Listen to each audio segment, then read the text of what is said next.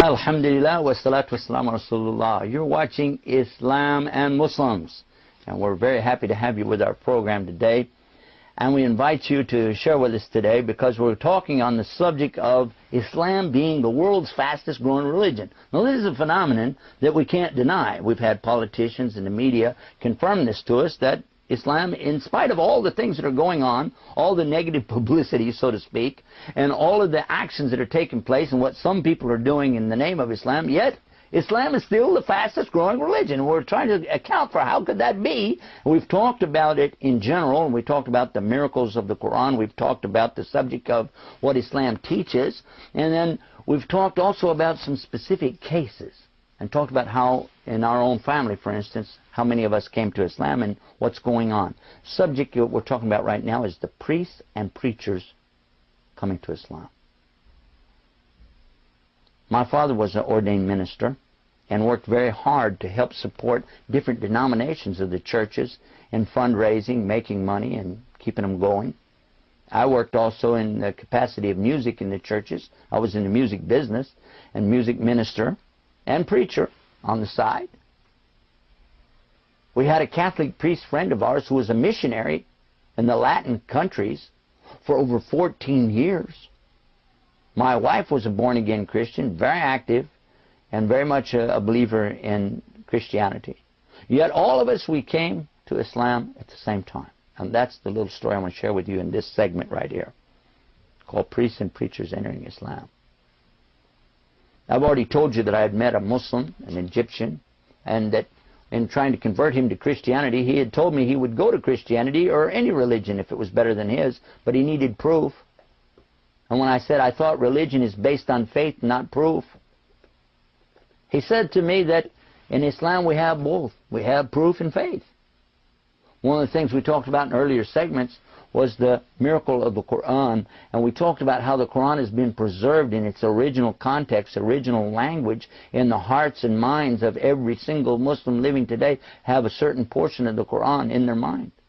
And over 9 million have totally memorized the Quran living today, right now. And it's all exactly the same, word for word, dot for dot, no difference. So this is one of the things. But let me tell you what happened to us specifically now. We were sitting around the table night after night talking about religion, talking about the very different versions of the Bible. The Catholic priest has his Bible, which had 73 books in it. We were Protestants, we only had 66 books, and they don't exactly match each other, and there's different versions of the various Protestant Bibles, but there's no original extant anywhere. So when we turned to the Muslim and asked him, what about your book? He said, we only have one, and he began to show us what the Quran was. We became fascinated. We wanted to know more about it. One day, the Catholic priest, he asked the Muslim, he said, can I go to your church with you? The mosque, or masjid as they call it in Arabic. He said, sure, come on. And he went. And we were all anticipating some kind of explanation when he got back. So when he got back, we took him aside. Father Peter Jacobs was his name. We said, Pete, of course we didn't call him father because we weren't, Catholics. We said, Pete, what was it? What was it like? Did they slaughter animals or do some weird stuff? He said, no. He said it's a very nice, quiet place, a big chamber where everybody gathered together. They lined up, they prayed, and they left. And I said, what? That's it? They lined up, prayed, and left, that's all? He said, yeah, that's what they do. I said, what kind of music did they have? He said they didn't have any music. I said, what? How are you going to worship God with no music? He said, well, they didn't. Well, we pondered about that, thought about it for a while, Then on another day, the priest asked him again, can I go with you again? And he went with him again. And he was gone all day and a part of the night. When they came in, we were worried why they were so late getting in. But when they got there, we kind of understood something, because when they got out of the car, here was the Muslim guy. He had normal American-looking clothes, no beard, anything like that. But here's somebody with him all of a sudden. We didn't see the priest. Here's this guy wearing a long white gown, and he had a white, pillbox cap on his head. They call it a kufiya. And I looked at him, I said, Pete, is that you? Did you become a Muslim? He said, yes. I entered Islam today. And I was shocked. And I got out my video camera, and I wanted to, put him on camera and talk to him about what was his experience. I really thought about that. And I kept talking about it. I was so amazed. I went up to bed that night. We lived all in the same house. My dad had a big house out in the country, you know. And I went upstairs with my wife, and I was talking to her about it. And all of a sudden she said, you know what? I want a divorce. I said, huh? What's going on? That's not my subject. Well, she said, all this talking about religion and what's going on with religion, and, you know, a Muslim can't be married to a Christian. And I said, wait a minute, whoa. Did I say I want to be a Muslim? I didn't say that. Did I say that? I didn't want to be no Muslim, okay? I was telling you about the Catholic priest, okay? Not me. I'll end the subject. Let's, you know, change the subject. She said, no, a Muslim can't be married to a Christian. I said, no, if you heard what the man told us, he said that a Muslim woman couldn't be married to a Christian man. She said, that's exactly what I'm talking about. I want to be a Muslim. And you're a Christian. And I said, wait, whoa. There's some good news here. Good news. Good news is, I didn't know how to tell you this, but now I will. I, too, would like to be a Muslim. She said, I don't believe you. You're either a liar now or you were a liar a few minutes ago. You're either a Christian or you're a Muslim, and either way you're a liar, and I don't need to be married to a liar. So get out. So I left. I didn't know what to do. And on the way down the steps, I went, where am I going? This is my father's house. So I went to the Muslim, and I woke him up, and I said, we got to talk.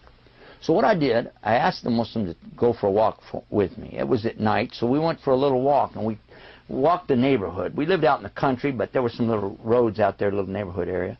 And as we went around talking, I talked about so many things. He gave me answers on so many issues. The sun was coming up, and I realized it, and I told him, you need to go pray your prayer, whatever you pray in the morning. And he did. He went to pray. And then I had a feeling I need to do something. I need to make a step here myself. I need to go out as a leap of faith and do something and check myself out. So I decided to kind of look at myself and say, who am I? What am I doing? And where am I going?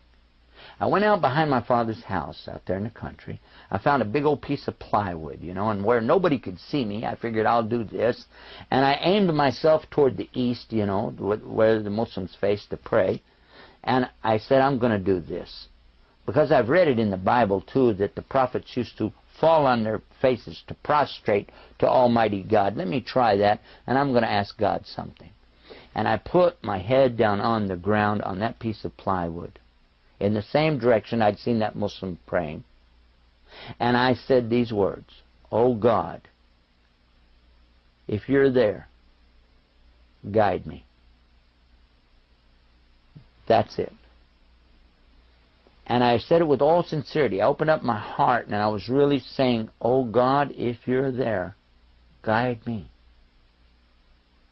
Now, when I raised my head up and I looked around, I didn't see any dancing elves or fairies or angels. I didn't hear any music. I didn't see any rainbows. It was just a cloudy day in Texas. But I could see something else. I could see inside of myself in a way, and realize that, you know what? The problem isn't outside. The problem was inside.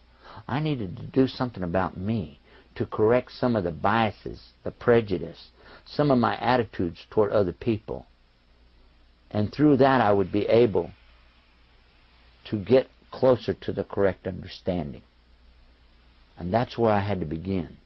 And in fact, that's where all people have to begin.